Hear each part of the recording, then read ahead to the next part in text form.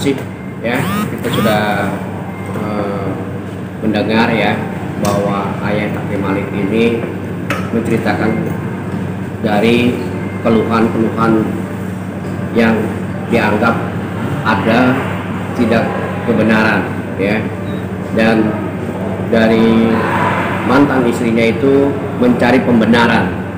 Kita di sini hidup ya, tidak ada yang menyalahkan, tidak ada yang mencari pembenaran, tetapi saya sebagai penasihat hukum ya, ini kan sudah jelas bahwa tanggal 6 ditalak. Mengapa pada saat itu dia tidak membuat suatu bagaimana caranya, kalau dia lukanya seperti apa, atau dia maunya seperti apa, kan bisa selesaikan secara baik-baik pada saat dia berumah tangga ya.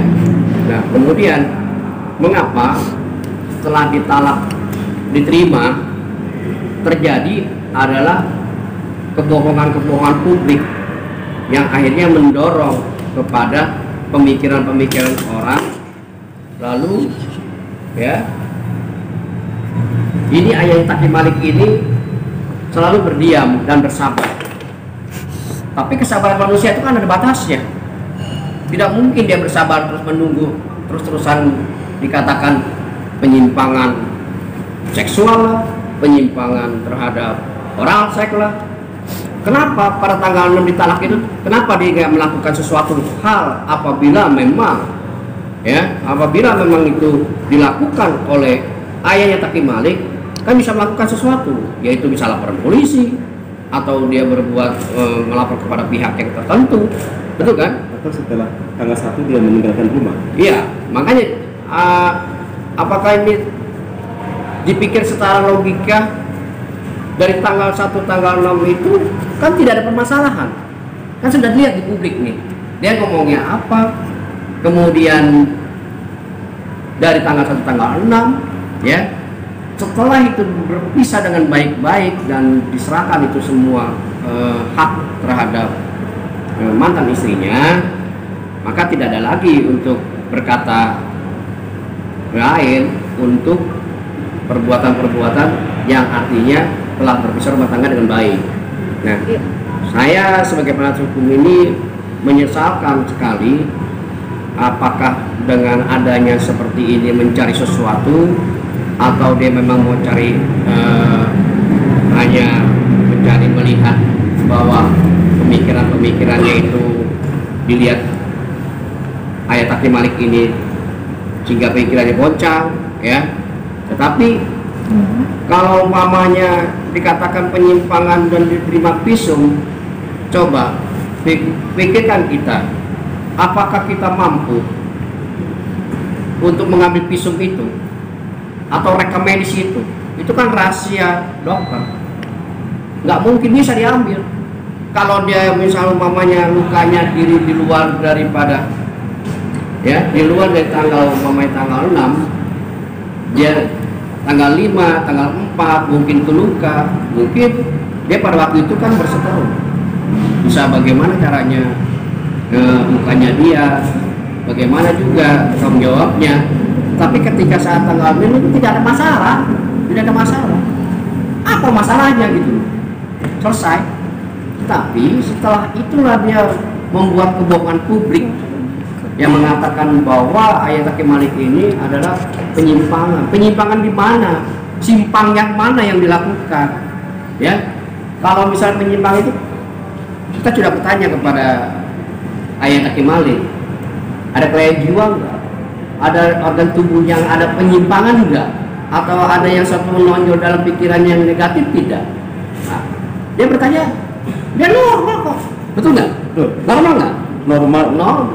Normal, disitulah punya ya, agama ya, itu punya tuntunan ya, sehat zahir dan batin ya, tahu aturan batasan dalam agama itu tahu. Nah ya,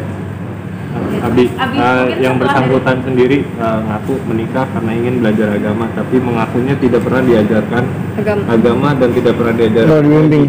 Mungkin dia lupa bahwa kita hampir setiap malam itu selalu salat berjamaah. Ya, ini saya katakan ya, hampir setiap malam ya kita sholat berjamaah.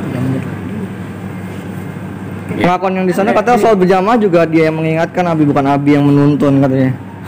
Serana apa tadi? Abi, maaf ini kan tadi di MUI dia bilang kalau Abi bilang kalau di ini ada yang ulama yang membilangkan kalau dengan melakukan itu ada yang halal, ada yang haram. Benar nggak Abi mengatakan? Enggak benar sih. Enggak sama sekali. Ya. Berarti Abi tahu itu haram ya, Bi? Itu haram, ya. Itu diharamkan. Makanya saya katakan, saya ini orang yang beragama, orang yang sehat jasmani dan rohani, orang yang punya etika, orang yang punya adab, sadar, gitu ya. Itu yang harus saya garis bawahi. Oke guys, satu pertanyaan lagi guys ya. Masalah besar apa politik baru semua ini ketika Abi melihat dari sudut pandang secara ekonomi, sementara yang satu sisi pandangnya mau berbeda. Hanya ada sebuah hal yang Pak Halim Ya, gini. Mungkin dia ingin mencari sensasi, tapi sasarannya yang tidak jelas, ya. Nah, mungkin seperti itu. Mungkin dia ingin lihat juga di muka publik ini bahwa ingin juga bahwa terhadap ayahnya Tapi Malik ini dibuat semacam kayak pembunuhan karakter, ya.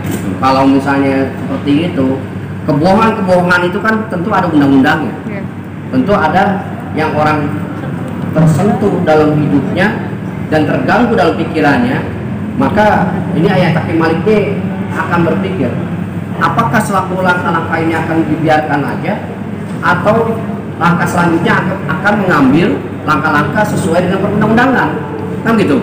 Nah, ini akibat daripada ucapan yang dilontarkan yang tidak dapat dipertanggungjawabkan secara nyata, ya, secara nyata dalam kehidupan.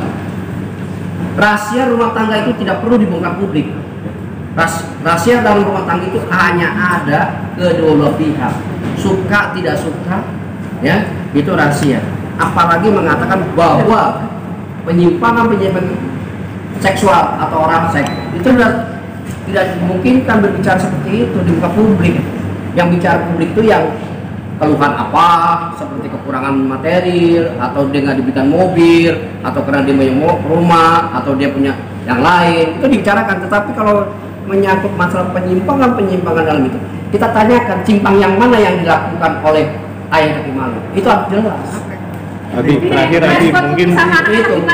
Terakhir, mohon maaf ya, ini prokes soalnya jam 9 harus sudah bubar. Terakhir, sorry, mohon maaf, karena kalau nggak kita kena sanksi dari manajemen.